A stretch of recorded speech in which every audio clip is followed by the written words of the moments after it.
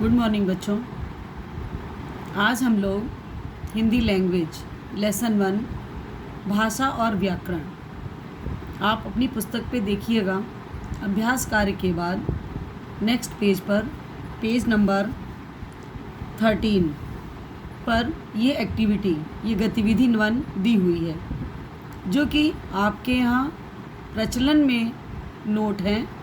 उस नोट के बारे में इसमें आपको बताना है कि इस नोट में कौन कौन सी भाषाएं लिखी हैं। वैसे तो ये दिया हुआ है कि नेट के द्वारा जानकारी प्राप्त कर लें। बच्चों, ये जानकारी हमने प्राप्त करने के पश्चात आपके लिए तैयार की है, वो हम आपको आज बताने जा रहे हैं। बच्चों, इस नोट में देखिए, ये है आपके यहाँ प्रचलित 500 रुपये का नोट। इसके पहले हमारे यहाँ दूसरा नोट चलता था पुराना। ये जब विमुद्रीकरण हुआ 2016 में, मोदी के समय में, हमारे प्रधानमंत्री पीएम मोदी के समय में इसका विमुद्रीकरण हुआ, तो ये नया नोट प्रचलन में आया। ये वही नोट है बच्चों। इसमें देखिए, इस तरफ गांधी जी बने हुए हैं। यहाँ पर देखिए, ये बताया गया है कि ये नोट कितने का है। नीचे गवर्नर के हस्ताक्षर हैं। ऊपर देखिए, रिजर्व बैंक, भारतीय रिजर्व बैंक, केंद्रीय सरकार द्वारा ये प्रत्यागत है। तो ये आपको बताया गया कि ये भारतीय रिजर्व बैंक के द्वारा प्रचलन में आता है। यहाँ पर देखिए, हिंदी में 500 रुपये लिखे हुए हैं। पीछे देखिए, यहाँ पर यही चीज़ इंग्लिश में लिखी हुई है, 500 रुपीज़ और रिजर्व बैंक ऑफ इंडिया। बच्चों, आप देख रहे हो यहाँ पे इसमें एक ब्लॉक बना हुआ है, उसके अंदर भाषाएं लिखी हुई हैं। आपको ये बताना है कि ये कौन कौन सी भाषाएं लिखी हुई हैं। आप यहाँ पर देख रहे हो, ये लाल किले की तस्वीर बनी हुई है यहाँ पर, और उसके बगल में ही ये छोटा सा ब्लॉक है, जिसके अंदर आपकी ये 15 भाषाएँ दी हुई हैं। आज हम लोग उन 15 भाषाओं के नाम जानेंगे। और ये आप देख ही रहे हैं कि एक साइड में अंग्रेजी और इस साइड में हिंदी, तो ये 2 भाषाएं मिला के कितनी बच्चों हो गई? 17 भाषाएं। इन 2 भाषाओं के अलावा जो बाकी की 15 भाषाएं हैं जो इस कॉलम में लिखी हुई हैं, उसे आज हम लोग जानेंगे। तो बच्चों देखिए, इसमें हिंदी अंग्रेजी के बाद सबसे पहली भाषा है असमिया, बंगाली, गुजराती, कन्नड़, कश्मीरी, कोंकणी, मलयालम, मराठी, नेपाली, उड़िया, पंजाबी, संस्कृत, तमिल, तेलुगु, उर्दू। आपने देखा बच्चों, ये पूरी भाषाएं मिला के कितनी हुई? 17। जब हम हिंदी और इंग्लिश को अगर इसमें से छोड़ देते हैं तो कुल ब्लॉक में कितनी भाषाएं हैं? 15। उन 15 के नाम एक बार हम फिर से रिपीट कर रहे हैं बच्चों, ध्यान से सुनिए और देखिए। असमिया, बंगाली, गुजराती, कन्नड़, कश्मीरी, कोंकणी, मलयालम, मराठी, नेपाली, उड़िया, पंजाबी, संस्कृत, तमिल, तेलुगु, उर्दू। तो बच्चों, आपको ये पता चल गया कि आपके इस 500 के नोट में कितनी भाषाएं दी हुई हैं। ये जानकारी आपके लिए बहुत ही अच्छी होगी, ऐसा मेरा अनुभव है। अब इसके पश्चात आपको ये देखना है बच्चों कि हम लोगों ने कल क्या पढ़ा था। कल हम लोगों ने एक्सरसाइज की थी, अभ्यास कार्य। आज हम लोग उन अभ्यास कार्य को एक बार फिर से दोहराने जा रहे हैं, वो भी केवल आपकी इस सहायता के लिए कि कल आप इसको जब पढ़ेंगे तो आपको फिर से रिवाइज हो जाएगा, क्योंकि परसों फ्राइडे को आपके टेस्ट हैं, जिसमें आपका हिंदी का टेस्ट भी होना है। उसके लिए मैंने आपको बच्चों बताया था कि पूरी एक्सरसाइज को आपको अपनी कॉपी पर लिखना है और याद करना है, जिससे कि आप अपने प्रश्नों के उत्तर अच्छी तरह से दे सकेंगे। अब देखिए बच्चों, हम लोग पीछे की ओर चलते हैं एक्सरसाइज नंबर 1 से। सबसे पहले बच्चों हम लोगों ने प्रश्नोत्तर किए थे कि भाषा किसे कहते हैं। अपने विचार एक दूसरे तक पहुंचाने के माध्यम को भाषा कहते हैं।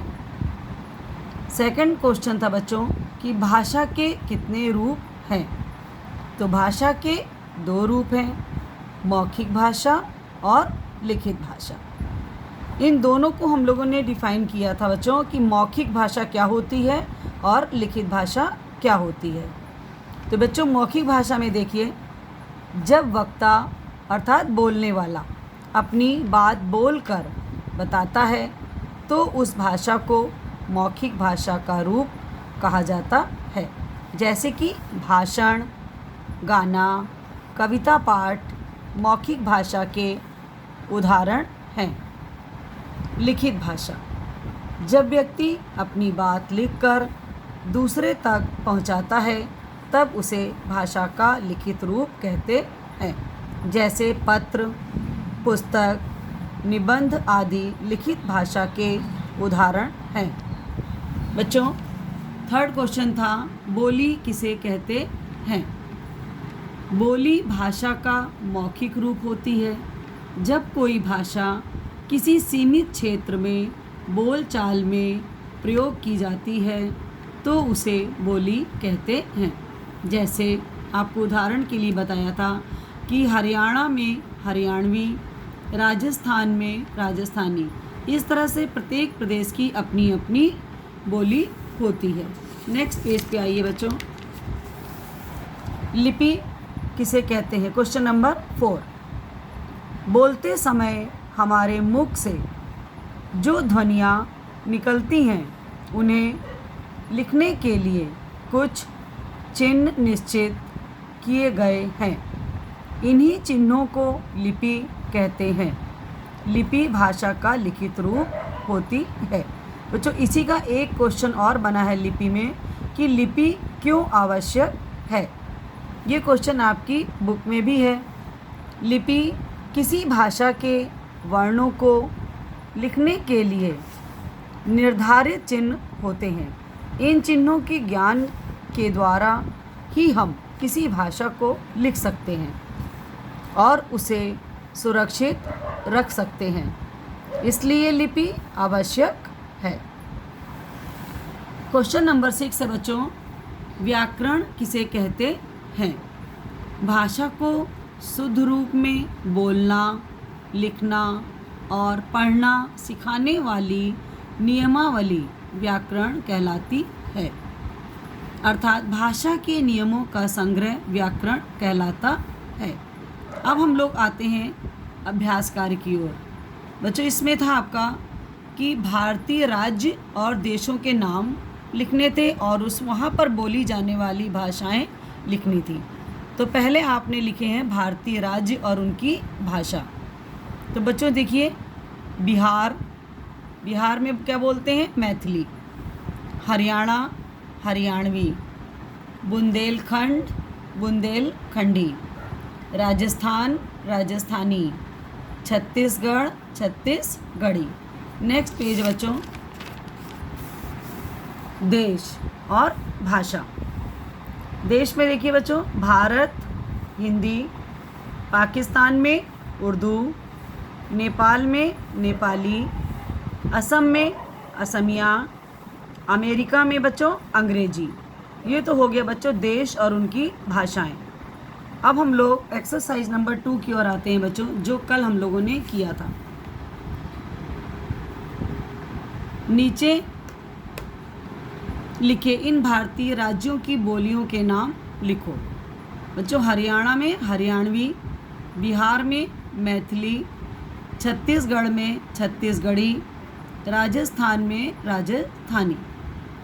नेक्स्ट एक्सरसाइज है बच्चों, एक्सरसाइज नंबर 3। यहाँ पर आपको बताया था बच्चों कि वर्ण पहचान कर उनकी सही भाषा पर आपको टिक लगाना है। एक साइड में आपके वर्ण लिखे रहेंगे, एक साइड में आपकी भाषा लिखी रहेंगी। आपको ये वर्ण पहचान के बताना है इसमें से राइट ऑप्शन कि कौन सी भाषा है। आ ई, ये कौन सी भाषा है बच्चों? हिंदी।